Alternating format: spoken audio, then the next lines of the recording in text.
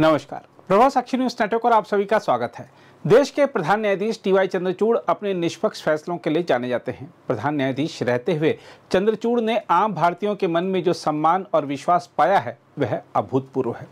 ऐसे में तब हैरत होती है जब कोई राजनीतिज्ञ उनके खिलाफ टिप्पणी करे। यह हैरत तब और बढ़ जाती है जब देश के प्रधान न्यायाधीश के खिलाफ अभद्र और अमर्यादित टिप्पणी की जाती है। हाल ही में गणेश उत्सव के दौरान जब प्रधान न्यायाधीश टी.वाई. चंद्रचूड़ ने अपने घर आयोजित कार्यक्रम में प्रधानमंत्री नरेंद्र मोदी को आमंत्रित किया तो उन्हें राजनीतिक रूप से निशाना बनाया गया। अब चंद्रचूड़ ने कहा है कि उन्होंने राम जन्मभूमि बाबरी मस्जिद विवाद के समाधान के लिए ईश्वर से प्रार्थना की थी, तब भी उन्हें राजनीतिक रूप से निशाना बनाया जा रहा है। प्रधान न्यायाधीश पर निशाना साधते साधते समाजवादी पार्टी के नेता राम गोपाल यादव बहुत आगे बढ़ गए और जिस प्रकार की अमर्यादित टिप्पणी उन्होंने की है उससे सवाल खड़ा हो रहा है कि क्या इतना लंबा राजनीतिक अनुभव रखने वाले व्यक्ति को सामान्य शिष्टाचार भी नहीं पता है।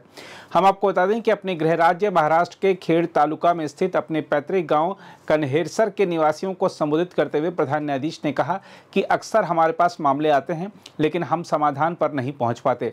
अयोध्या विवाद के दौरान भी कुछ ऐसा ही हुआ था जो 3 महीने तक मेरे सामने था। मैं ईश्वर के सामने बैठा और उनसे कहा कि उन्हें इसका समाधान ढूंढना होगा।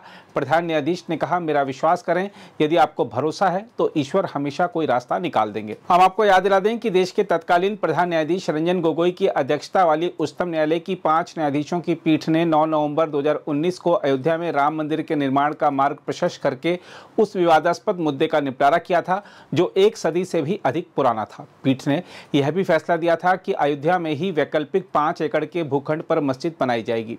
न्यायमूर्ति चंद्रचूड़ ऐतिहासिक फैसला सुनाने वाली पीठ का हिस्सा थे। हम आपको यह भी बता दें कि प्रधान न्यायाधीश इस वर्ष जुलाई में अयोध्या में राम मंदिर गए थे और पूजा अर्चना की थी।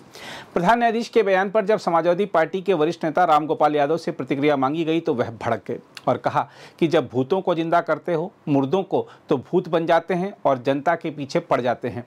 तमाम अमर्यादित शब्द ये इस तरह की बात करते हैं। हालांकि अपने बयान पर विवाद खड़ा होने पर राम गोपाल यादव मीडिया के समक्ष सफाई देते हुए नजर आए।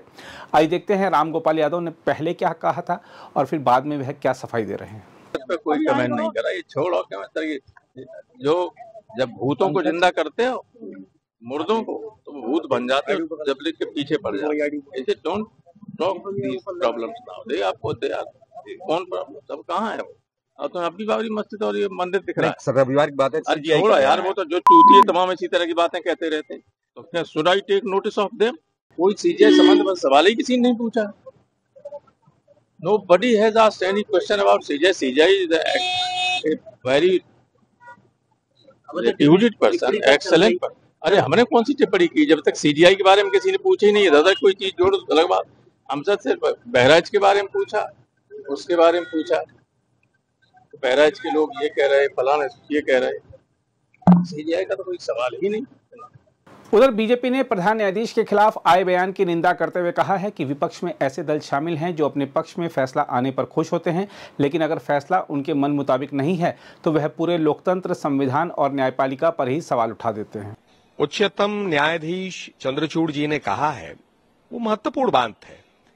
संसद अपनी जगह है, वहां पर विपक्ष की एक गरिमा है, उनका कुछ कार्य करने की शैली है। कोर्ट अलग है, न्यायपालिका में जो फैसले आएंगे किसी के पक्ष में आएंगे, कोई हारेगा। ऐसा तो है नहीं कि हर फैसला सरकार के पक्ष में है और हर फैसला जो है विपक्ष के लोग हार जाते हैं, या हर फैसला विपक्ष जीतती है और सरकार हारती रहती है। ऐसा थोड़ी ना होता है। कोर्ट देखता है किस पक्ष में क्या उसके तथ्य है, कानून क्या है, और फैसला सुनाती है एक निष्पक्ष रूप से। अब उसका राजनीतिकरण करने से कैसे चल सकता है? ये क्या उचित है? और विपक्ष में कई बार देखा गया है, जब फैसले उन्हें पसंद आते तो वो तारीफ करते न्यायपालिका की, और जब फैसले उनको पसंद नहीं आते तो उस पर प्रश्न उठाते। ये न्यायपालिका के लिए उचित नहीं है, ये लोकतंत्र के लिए उचित नहीं है और एक गंभीर बात है, इस पर चिंतन होना चाहिए। अगर आप भी लेना चाहते हैं देश दुनिया की तमाम जानकारी तो आज ही सब्सक्राइब करें हमारे चैनल को। साथ ही नीचे दिए बेल आइकन को जरूर दबाएं ताकि हर अपडेट आप तक पहुंच सके।